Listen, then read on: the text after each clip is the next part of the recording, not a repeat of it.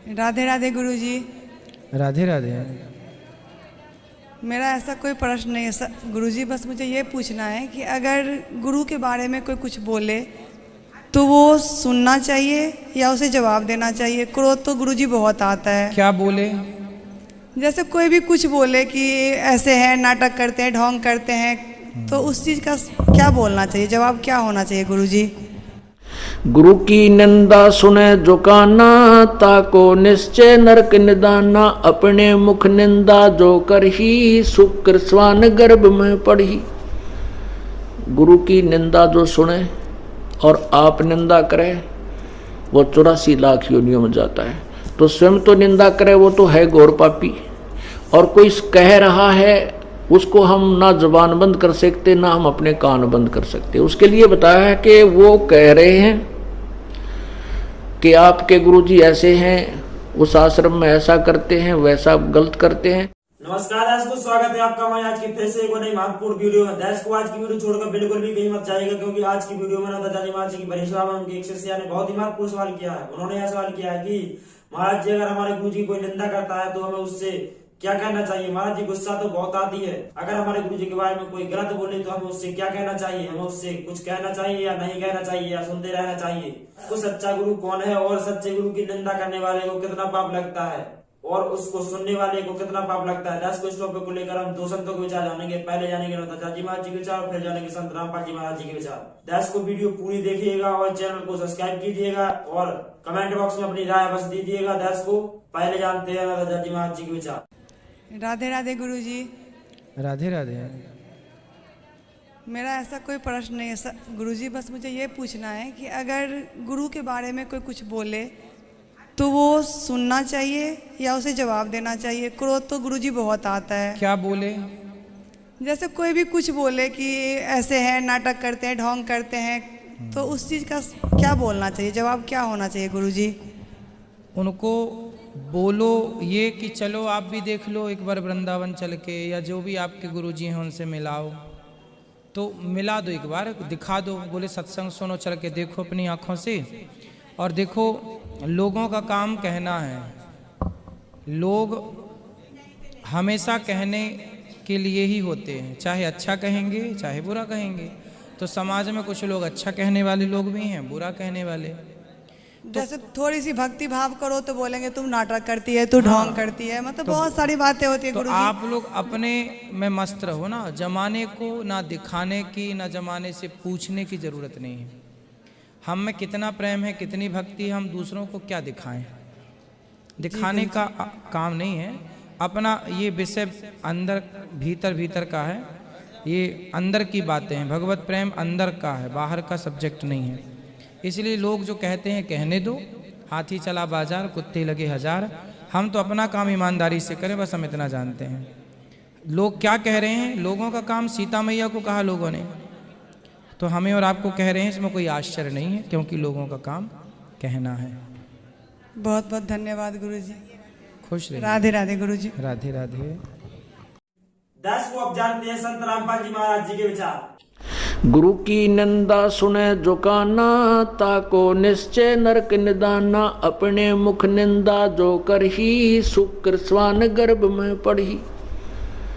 गुरु की निंदा जो सुने और आप निंदा करे वो 84 लाख योनियों में जाता है। तो स्वयं तो निंदा करे वो तो है घोर पापी, और कोई कह रहा है उसको हम ना जुबान बंद कर सकते ना हम अपने कान बंद कर सकते। उसके लिए बताया है कि वो कह रहे हैं कि आपके गुरुजी ऐसे हैं, उस आश्रम में ऐसा करते हैं, वैसा गलत करते हैं। और आपके मन में ये भावना भी नहीं आई कि ये जो कह रहा ये सत्य, ये कहता रहेगा, ऐसा कुछ नहीं है। आपके हृदय में नहीं आई तो आपने बस सुनकर भी नहीं सुना।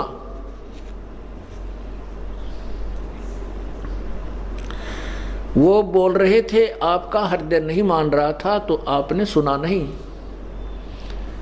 वो बोल रहा था। तो ऐसे ही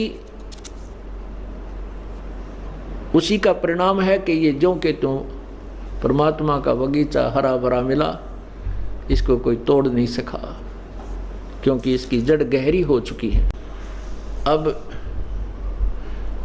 उन स्वार्थी लोगों द्वारा भ्रमित किया हुआ समाज ने और हमारे द्वारा बांटी हुई पुस्तकों को पढ़ करके वो पुण्यात्मा जो हमें गालियां दिया करते थे आज उपदेश लेने आ रहे हैं और वो आंखों में पानी भरकर क्षमा याचना करते हैं कि हमने आपके बारे में बहुत कुछ बोल दिया, माफ़ कर देना, हमें पता नहीं था, हमारे को भ्रमित कर दिया गया, मिसगाइड किया गया। तो हम आज भी उनको सीने से लगाते हैं, हम उनको बुरा नहीं मानते। क्यों? बुरे वो लोग हैं जो स्वार्थवश दुनिया को भ्रमित करके मिसगाइड कर रहे थे। जनता बुरी नहीं, वो दुष्ट आत्मा बुरी है जिन्होंने अपने स्वार्थवश सच्चाई को झूठ में परिवर्तित कर दिया। करने की चेष्टा की लेकिन नहीं हो पाई। अब वो पछता रहे हैं और रह रहकर उपदेश ले रहे, धिक्कार रहे हैं उन नालायकों को। कोई नहीं, हमने किसी से कुछ नहीं कहना, उनको सजा भगवान देगा। हम किसी को श्राप भी नहीं देते, ना किसी को बद्दुआ देते, क्योंकि ये हमारे विधान में नहीं है। फिर हमारी कमाई नष्ट हो जाएगी। इधर हम किसी को श्राप दें, भाई तेरा नाश होइयो, तेरा न्यो होइयो, नहीं, ये फिर हमारी जो अपनी पुण्य है वो समाप्त हो जाएंगे। इस बात से हम परिचित हैं। हम अपनी कमाई को नष्ट नहीं करेंगे। हम इस बात से परिचित हैं कि जैसे उन्होंने कर्म किया उनका परिणाम क्या होगा। जो उन्होंने झूठ बोली है, बकवाद करी है, उनका क्या परिणाम होगा। उनके घरों में कैर टूटेंगे, उनके जुबान में, जीभ में कैंसर होएगी, ना मेरा के बुरा हाल होगा। ये मैं ये नहीं कह रहा कि उनके हो है, नहीं, उनके पाप, उनके द्वारा किया गया अपराध ही ऐसा है जो भगवान ऐसी सजा देता है। वो अटल नियम है और उसका समाधान भी सतलोक आश्रम बरवाड़ा और क्रोथा में ही है, और कितना है भी नहीं। तो हमने फिर भी बुरे नहीं लागते, क्योंकि जब परमात्मा आए थे उन्होंने भी लीलाएं की थी और बहुत से निकम्मा ने उस टाइम भी भगवान की निंदा की होगी। अब आते हैं यहाँ पर, यहीं आकर के उनके वो दुख जो उस समय उनको पाप किए थे आज भोग रहे हैं। किसी का किसी प्रकार का कष्ट है, किसी का किसी प्रकार का कष्ट है, और वो कहीं उनका समाधान नहीं, वो भी कबीर परमेश्वर से ही होता है। और फिर उनका जो है ना दुख भी यही सुनवाई होगी जो उन्होंने पाप किए हैं। परमात्मा बहुत दयालु है, फिर भी क्षमा कर देते हैं, क्योंकि उनको मालूम है कि ये काल बंडा रहा है, काल बहका रहा है, मेरे ही बच्चों को मेरे ही विरुद्ध कर देता है और फिर उनको सजा देता है पाप करवा के। और फिर भी ये यहाँ आ जाते हैं, भगवान से के सामने क्षमा याचना कर लेते हैं, उपदेश ले लेते हैं। तो फिर साबन का स्वभाव है मैल काट देना, औषधि का स्वभाव है रोग काट देना, नाश कर देना। परमात्मा के नाम का स्वभाव है, परमात्मा के जाप का स्वभाव है कि अपराधी कितना ही घोर अपराधी क्यों ना हो, उसके भी पापों को अक्षमा कर देना।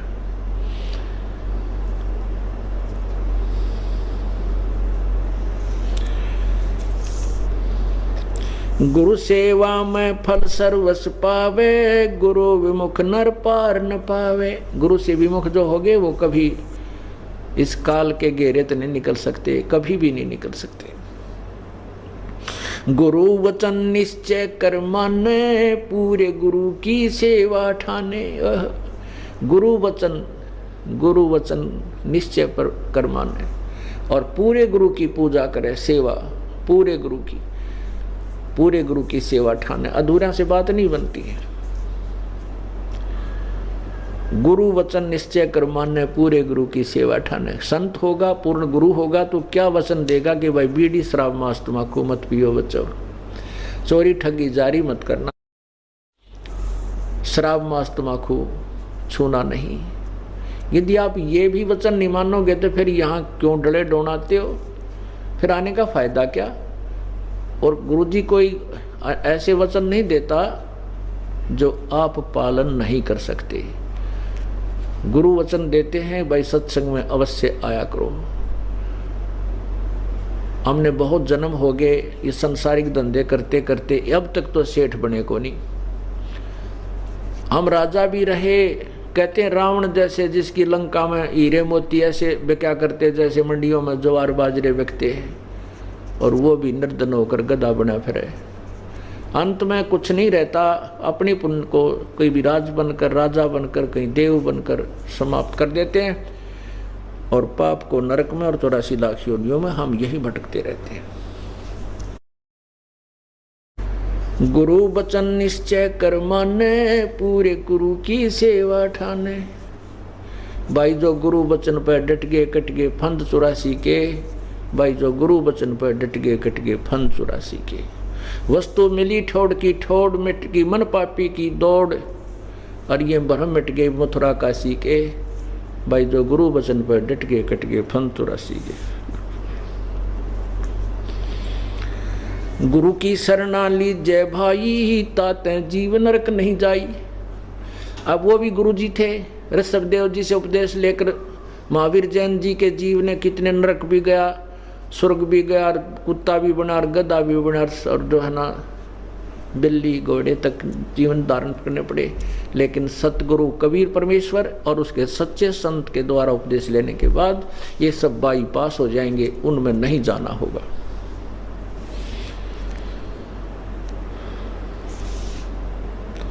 गुरु कृपा कटे यम फांसी, विलंब न होवे मिले अविनाशी। गुरु बिन काहू न पाया ज्ञाना, जो थो था वो छड़े किसाना। गुरु बिन वेद पढ़े जो प्राणी, समझे न सार रहे अज्ञानी। गीता अध्याय नंबर 15 के श्लोक नंबर 1 से 4 में स्पष्ट किया गीता ज्ञानदाता ने कि जो चौथे अध्याय के 32 और 34 श्लोक में जिस तत्वदर्शी संत से ज्ञान प्राप्त करने की मैंने कहा है, उस ज्ञान का आश्रय करके और उसकी पहचान बताई है 15वें अध्याय के प्रथम मंत्र में कि उल्टे लटके हुए संसार रूपी वृक्ष के सभी विभाग जो बता देगा सवेदवित, वो तत्वदर्शी संत है। उसके पश्चात 15वें अध्याय के चौथे श्लोक में गीता जी में कहा है, उसके पश्चात परमेश्वर के उस परम पद की खोज करनी चाहिए। ये देखिएगा गीता फिर दिखाते हैं थोड़ा सा। श्रीमद् भगवद गीता, गीता प्रेस गोरखपुर से प्रकाशित है। ये अध्याय नंबर 15 का हम श्लोक नंबर 4 पढ़ेंगे। इसमें बताया कि जब तत्वदर्शी संत मिल जावे तो उस सुविरुद्ध मूलम, अति दृढ़ मूल वाले यानी पूर्ण परमात्मा की जानकारी रूपी संसार रूपी वृक्ष को दृढ़ असंग शस्त्र तत्व ज्ञान रूपी शस्त्र द्वारा काट कर, अर्थात उस ज्ञान को समझ कर, उसके पश्चात ये चौथा श्लोक है 15वें अध्याय का, ये चौथा। उसके पश्चात उस परम पद रूप परमेश्वर को भली भांति खोजना चाहिए, जिसमें गए हुए पुरुष फिर लौटकर संसार में नहीं आते, और जिस परमेश्वर से यानी गीता ज्ञानदाता से कोई अन्य है यो पुरातन संसार रूपी वृक्ष की प्रवृत्ति विस्तार को प्राप्त हुई है, यानी जिसने सारे ब्रह्मांडों की रचना की है, जो सबका उत्पत्ति करता है, उसकी शरण में जाने के लिए, उसकी भक्ति के लिए गीता ज्ञानदाता कह रहा अपने से अन्य समर्थ भगवान की, उसी आदि पुरुष नारायण के मैं शरण हूँ। इस प्रकार दृढ़ निश्चय करके उस परमेश्वर का मनन और निधि ध्यान करना चाहिए। अब स्पष्ट कर दिया कि उस परमात्मा की भक्ति कर, उसकी भक्ति से फिर वो परम पद प्राप्त होगा, वो स्थान सतलोक, जहाँ जाने के बाद कभी लौटकर संसार में नहीं आते, फिर जन्म मृत्यु नहीं होती।